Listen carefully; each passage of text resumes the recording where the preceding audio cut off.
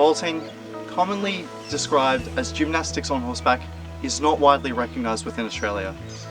Today, we're here at Kingfisher Vaulters to investigate the issues surrounding the global individual recognition that this company faces, but to also uncover and examine the issues that a small vaulting business may also face. I've been granted an interview with both the owner of Kingfisher Vaulters himself, Michael Winwood, and his stepdaughter, promising young Australian vaulter Morgan Sparey. Hopefully, we can uncover the issues of working as a small business in the vaulting industry. Would you like to take a seat? How did you get involved in the sport? My daughter first saw it about 14-15 years ago at a local show. There was a group from New South Wales showing it off, and basically said, I want to do that. So we had to find out about it. So I've been vaulting since I was little, about 6, and I just kind of wanted to try something different. Both Morgan and Mike are heavily involved in the Kingfisher business.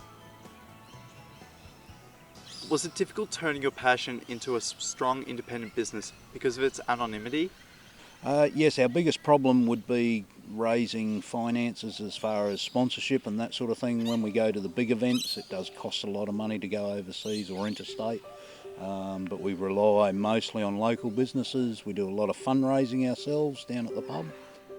With the sport lacking exposure, how is it that vaulters are introduced to the sport? Generally they see it through local pony clubs, local shows, that sort of thing, where we'll go and do displays. We do quite a bit of work with interschools with Equestrian Queensland, that sort of thing, so we can expose it to different kids, different parents, that sort of thing, and hopefully we get more and more involved into it. Why do you think more people should get involved? So I find that it's a very good community, a bit like a dance club or something like that, where a lot of kids that want to be involved with horses can actually get involved. Morgan volunteers her time to coach and train others while training herself. Teaching the kids is just amazing. We have a whole different range, which makes it really interesting, from our little 6-year-olds all the way up to our 27-year-olds. It's really good to get kids involved vaulting because it helps their skills, their motor skills, their social skills, pretty much everything. Unfortunately, there aren't many opportunities for vaulting within Australia. If vaulting was more popular, there would be a lot more jobs. So I could make a career out of vaulting. As a coach, probably never make a living out of it like Europeans or Germans do. The difficulties when you represent Australia individually are quite massive, isn't really well known in Australia.